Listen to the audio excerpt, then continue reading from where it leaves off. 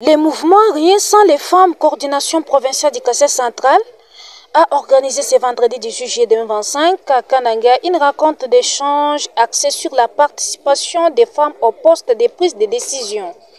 Cette réunion a rassemblé les membres de la coordination provinciale du mouvement, des représentants de la société civile, des partis et regroupements politiques, des autorités traditionnelles, des députés provinciaux, des conseillers communaux ainsi que des journalistes.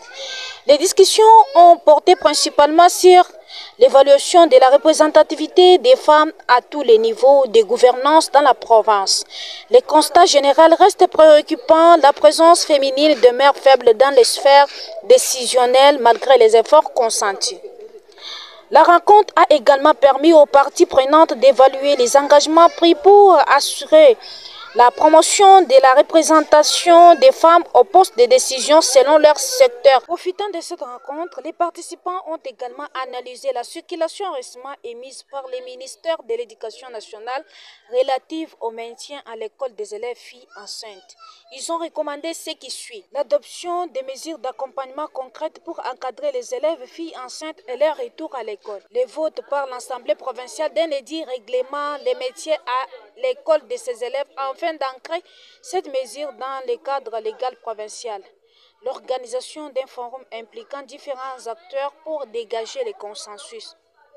Enfin, le mouvement Rien sans les femmes a réitéré sa préoccupation face au faible taux de participation des femmes au poste de décision dans la province. Il appelle les autorités, les acteurs politiques et la société civile à harmoniser l'environnement socio-politique pour favoriser une meilleure inclusion des femmes dans les instances de gouvernance et de développement. Le mouvement Rien sans les femmes a organisé ce vendredi 18 juillet une rencontre d'échange axée sur la participation de femmes au poste de prise de décision. Et cette réunion a rassemblé quelques membres de la coordination provinciale du mouvement Rien sans les femmes, les représentants de la société civile, les partis et regroupements politiques, les autorités traditionnelles, les autorités politico-administratives, entre autres les députés provinciaux, les conseillers communaux, ainsi que les structures féminines et journalistes. Les discussions ont porté principalement sur l'évaluation de la représentativité de femmes à tous les niveaux de la gouvernance de notre province, mais les constats restent vraiment très amers et préoccupants.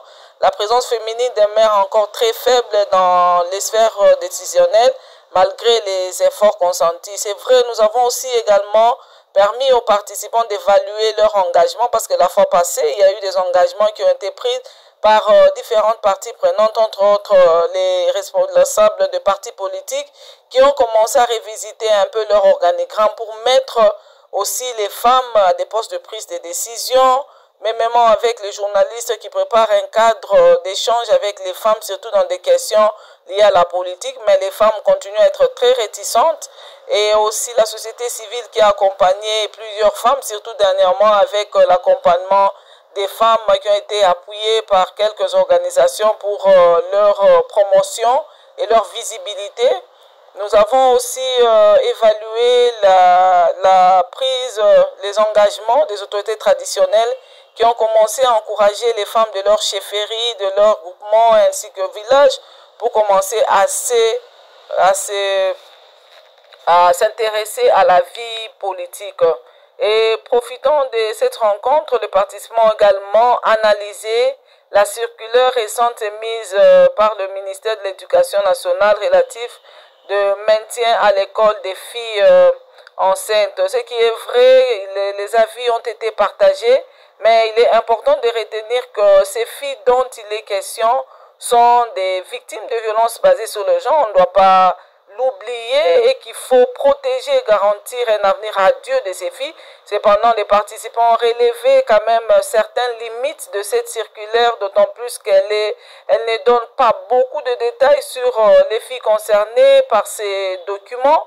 C'est ainsi que quelques recommandations ont été formulées à l'occasion de cette rencontre. D'abord, si les autorités pouvaient adopter des mesures d'accompagnement concrètes pour encadrer ces élèves filles enceintes et leur retour à l'école, parce qu'il faut se dire vrai que ce sont des mineurs qui n'ont pas de consentement et qu'elles sont victimes de violences. Elles doivent être vraiment accompagnées, mais il ne faudra pas les victimiser davantage. Voilà pourquoi nous avons insisté que le ministère devait vraiment étudier minutieusement cette décision et voir dans quelle mesure accompagner avec des actions ou des mécanismes vraiment très concrets.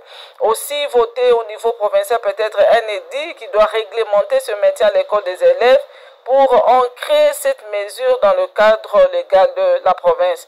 Et les participants ont aussi demandé s'il faudra peut-être organiser un grand forum impliquant de différents acteurs pour dégager des consensus, parce que c'est vrai, il y a beaucoup de discussions autour de cette question, mais n'oubliez pas que la plupart des bourreaux, ils sont en cravate, vraiment toutes catégories, les préfets, les pasteurs, les abbés, les autorités politico-administratives, tous les bourreaux, mais vous savez que même si ce sont les élèves garçons qui sont victimes, qui sont bourreaux, mais ils sont en conflit avec la loi et continuent avec les études, mais les filles sont sacrifiées. Nous demandons qu'il ne faudra vraiment pas victimiser davantage les filles, mais il faudra plutôt chercher comment les protéger et garantir leur avenir. Enfin, le mouvement a réitéré sa préoccupation face à la faible participation des femmes aux instances de prise de décision. Il appelle encore les autorités politico-administratives, les acteurs politiques, la société civile à harmoniser vraiment l'environnement sociopolitique pour favoriser une meilleure inclusion de femmes dans les instances de gouvernance et aussi de développement dans notre province.